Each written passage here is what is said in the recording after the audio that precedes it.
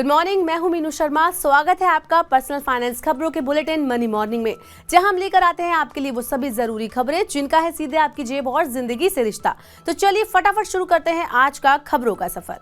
Bank of Baroda ने 2 करोड़ रुपए से कम वाली एफडी पर बढ़ाई ब्याज दर। एफडी पर मिलने वाले ब्याज में हुई 1/4% की बढ़ोतरी। एनआरओ और एनआरआई फिक्स डिपॉजिट पर भी मिलेगा ज्यादा ब्याज। नई ब्याज दरें 17 मार्च से हो चुकी हैं प्रभावी। बैंक ने टैक्स सेविंग टर्म डिपॉजिट और बड़ौदा एडवांटेज फिक्स डिपॉजिट पर भी बढ़ाया ब्याज। आईसीआईसीआई प्रूडेंशियल लाइफ इंश्योरेंस ने पेश किया आईसीआईसीआई प्रू गोल्ड। यह एक innovative long term saving product. इसकी मदद से ग्राहक अपनी विभिन्न जरूरतों के लिए कर पाएंगे अतिरिक्त आय का इंतजाम। गारंटीड जीवन भर इनकम के साथ फैमिली को मिलेगा वित्तीय सुरक्षा का लाभ। Innovative long term saving product देगा ग्राहकों को guaranteed source of income. Tamil Nadu सरकार परिवार की महिला मुखिया को देगी हर महीने 1000 रुपए। दिव्यांगों का मासिक भत्ता भी बढ़ाया गया। ओल्ड एज पेंशन स्कीम के लिए सरकार ने किया 5346 करोड़ रुपए का प्रावधान। राज्य के सभी प्राइमरी स्कूलों में बच्चों को मिलेगा ब्रेकफास्ट। मॉर्निंग ब्रेकफास्ट स्कीम योजना से 30,122 प्राइमरी स्कूलों में लाखों बच्चों को होगा फायदा।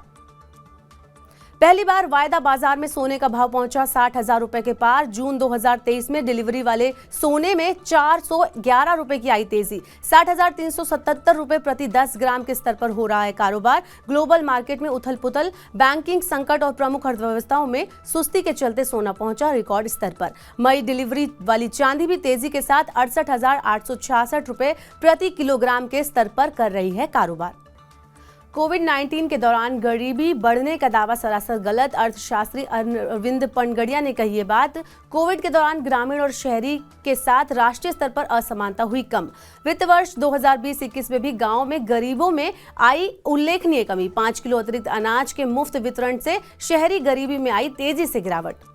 देश में तेजी से बढ़ रही है हवाई यात्रियों की संख्या, इसलिए देश भर में बनेंगे 26 नए एयरपोर्ट। साल 2022 में कुल हवाई यात्रियों की संख्या पहुंच चुकी है 10 करोड़ पर। अगले 5 साल में हवाई यात्रियों की संख्या होगी 40 करोड़। नागरिक उड्डयन मार्केट में भारत की का है अभी दुनिया भर में तीसरा स्थान। पिछले 9 साल के दौरान देश भर में एयरपोर्ट की संख्या हुई दोगुनी। बेमौसम बरसात से रबी फसलों को पहुंचा नुकसान। राजस्थान, मध्य प्रदेश, गुजरात और महाराष्ट्र के कई जिलों में खड़ी फसल पर पड़ी मार। महाराष्ट्र के 6 जिलों में 62,000 हेक्टेयर में फसल को हुआ नुकसान। आईएमडी के अनुसार वेस्टर्न डिस्टर्बेंस के कारण देश के कई हिस्सों में हुई बेमौसम बारिश और ओले गिरे।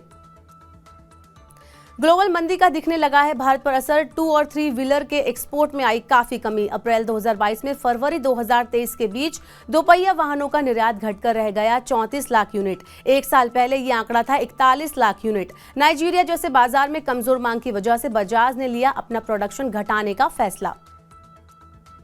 पैसेंजर व्हीकल मार्केट में दिखने लगा स्लो डाउन। कार लीडरशिप पर आने वाले ग्राहकों की संख्या और पूछताछ में आई कमी। लीडरशिप पर अनसोल्ड कार की संख्या बढ़ रही है। नई बुकिंग में भी दिखने लगी है कमी।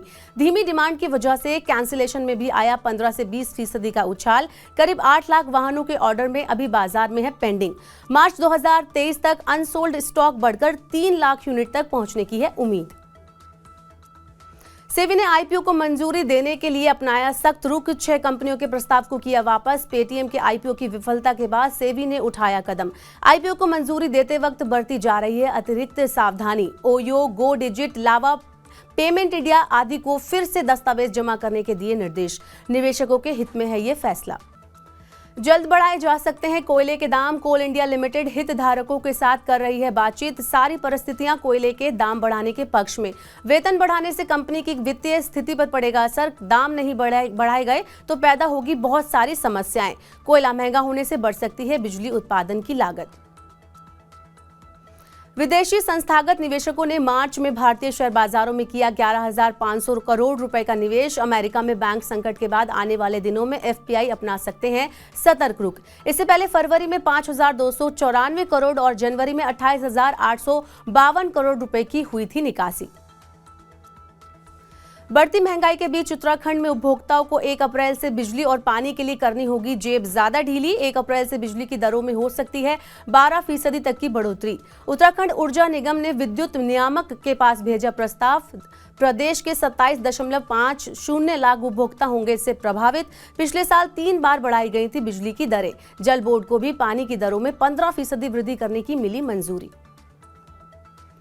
उर्वरक सब्सिडी को सीधे किसानों तक पहुंचाने के लिए सरकार करने जा रही है नया प्रयोग। किसानों को उनकी जमीन के हिसाब से मिलेगा उर्वरक कोटा। देश के 7 जिलों में पायलट प्रोजेक्ट के तौर पर होगी इसकी शुरुआत। 7 जिलों के बाद इसके देश भर में लागू करने के लिए लिया जाएगा फैसला। योजना के जरिए सरकार घटाना चाहती है उर्वरक सब्सिडी का बोझ। और बैंकों के जमा खातों में बढ़ रही है महिलाओं की हिस्सेदारी। मार्च 2022 तक देश के कुल बैंक खातों में महिलाओं की हिस्सेदारी 35% से ज्यादा हुई। मार्च 2019 में आंकड़ा था करीब 31%। कोविड के बाद महिला और पुरुषों के खातों में औसत जमा की गई रकम का अंतर बढ़ा। महिलाओं ने 1 रुपए तो पुरुषों ने जमा किए 1.3 रुपए। तो आज के बुलेटिन में बस इतना ही। अपने काम की जरूरी खबरें और महत्वपूर्ण खबरें देखने और समझने के लिए सब्सक्राइब करें हमारे YouTube चैनल को। पर्सनल फाइनेंस से जुड़े खास कार्यक्रम देखने के लिए मनी 9 के ऐप को जरूर डाउनलोड करें। बने रहिए मनी 9 के साथ। नमस्कार।